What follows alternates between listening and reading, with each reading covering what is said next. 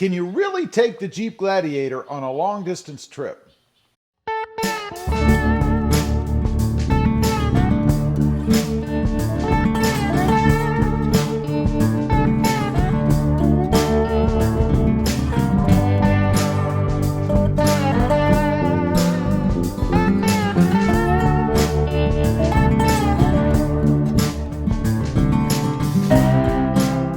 Well, good afternoon, everybody, and welcome back to the channel.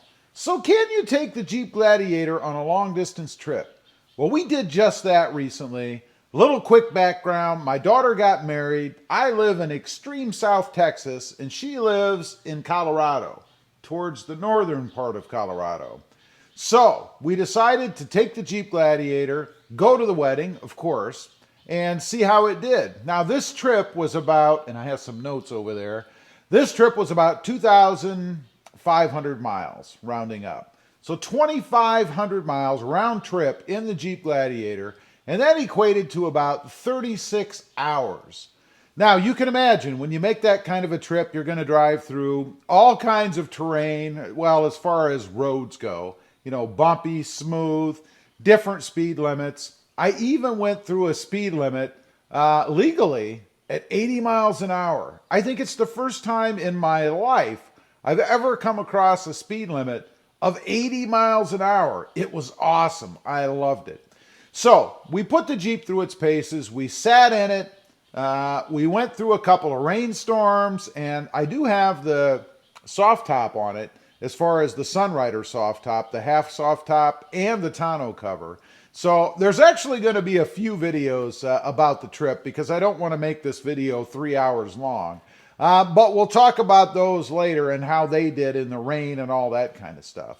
But in driving the Jeep on a long distance trip, let me just say, first of all, it was awesome. The Gladiator did terrifically. There was plenty of room. Not as much as there was in my Tundra, of course. We did take that from Ohio to Texas and back. But still, it was comparable, I'd say, as far as the space that we needed inside the truck. I never felt cramped or like I was lacking space or anything. And my wife, and this is the real true test, I guess, never once complained about there not being enough room in the front of the Gladiator. I was pretty happy about that. The seats were good. Never sat, you know, or started squirming around because I didn't feel good, didn't feel comfortable. We split the trip up each way. So the longest I was in the truck at any given time was about 10 and a half, 11 hours. That's a long time to sit in one seat. And I gotta say, it was pretty nice. My rear end never got sore or tired from sitting in those seats, and they were awesome.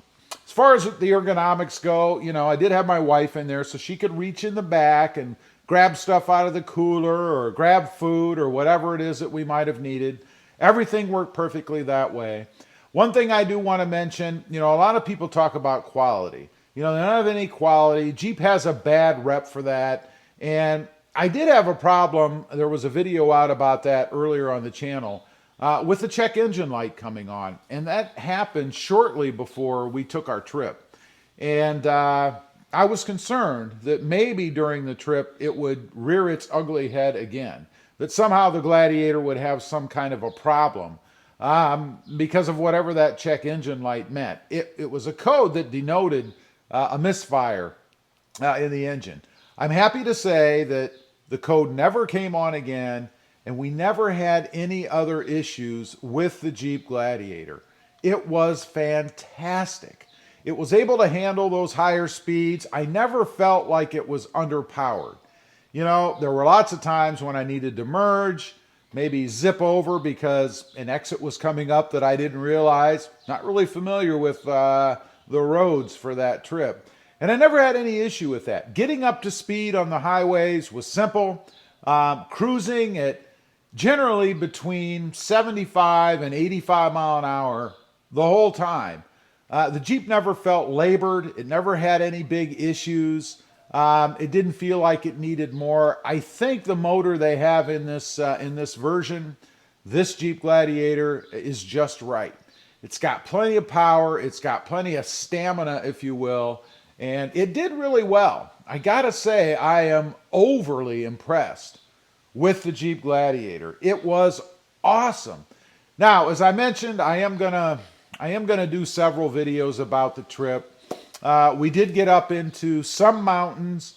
We actually went to Estes Park, and we did have to do a pretty substantial elevation climb, I guess, going through the canyon to get up into the park. At the site where she got married was, again, pretty far up into the park on dirt roads that were full of potholes. So we did get to feel how the Jeep suspension was. I'll talk about that again later in another video.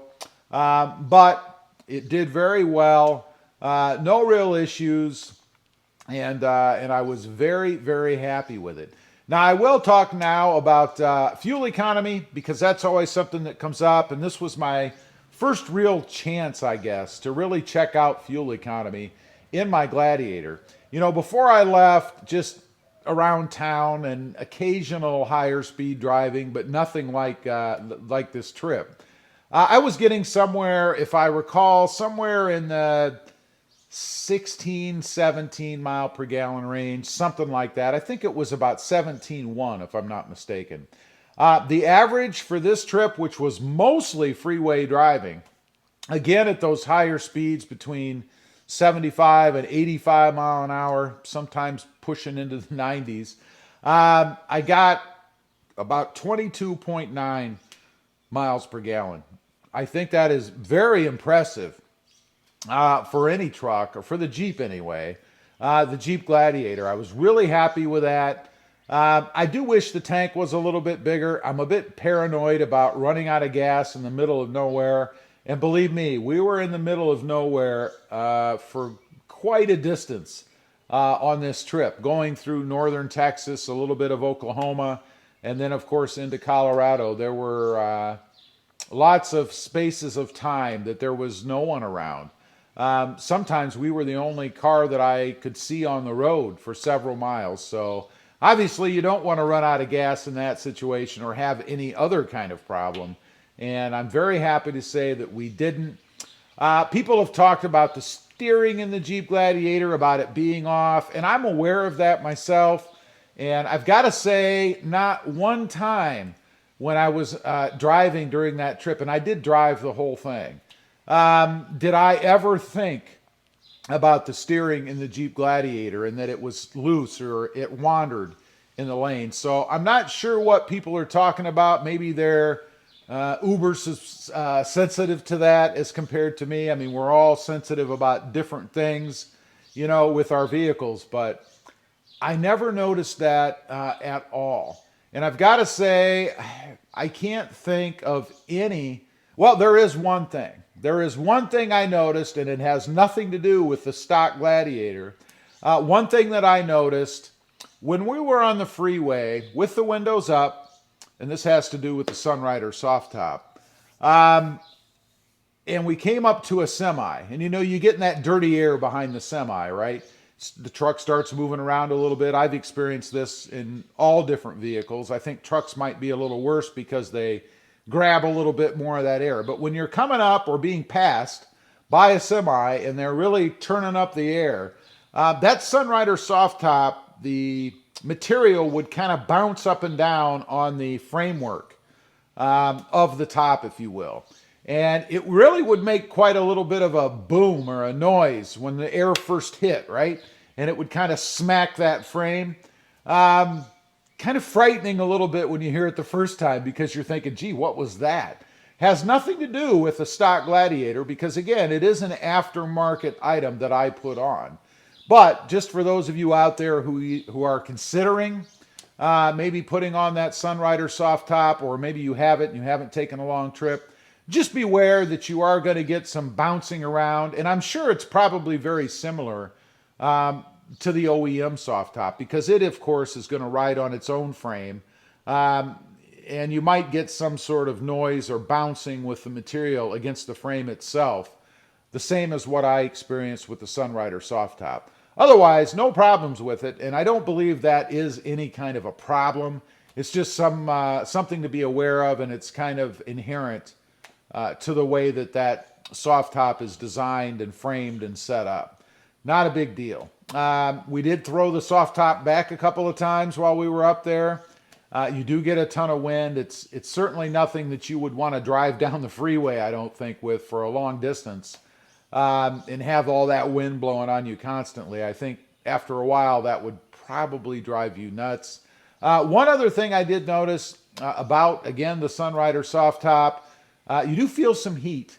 It is black, and as you're driving and it's hot, especially we noticed this when we came back to Texas where it hit 100 degrees actually. You could feel the heat radiating down off of that top, on the top of your head, inside the Jeep, even with the air blasting. And if you touched it, of course, you could feel that that cloth was hot. Obviously, it's black. It's going to be hot. So that's not really a problem. I don't think that you would experience that if you had the Freedom panels on. They are black as well, but they are white on the inside. I don't know if that makes any difference since I put this Sunrider soft top on pretty quick after I got the Jeep. I don't really have any experience with the Freedom panels on with regard to heat transference. So just another thing to be aware of. Again, not a problem, but you do notice that it's there.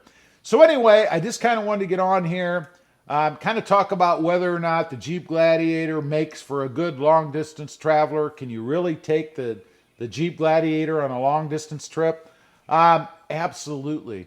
Matter of fact, other than going with a van or a luxury SUV, I don't know that you could take any better truck. For the way that it performed and the gas mileage that it got and the comfort that it had, it was awesome. Very impressed. And so was my wife. And she has a bad back, so she's a bit more particular with comfort than I am. And even she seemed to be quite happy with the way that the Gladiator performed from a comfort standpoint. So anyway, like I said, there'll be other videos coming up here in the future. I kind of want to break the trip down so that these videos don't become, 3.5 hours long, and go over some of the other components that I experienced on my long distance trip with that Jeep Gladiator. Leave a comment down below. Let me know, have you taken your Jeep on any kind of a long distance trip? Again, for me, this was almost 2,500 miles and 36 hours of seat time. I'd be curious to know what you think.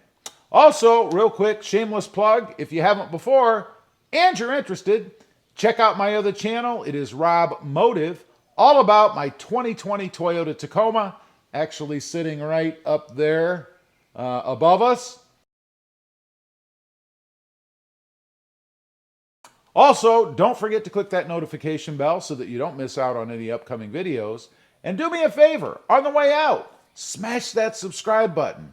Thanks for watching. Stay safe out there. Bye.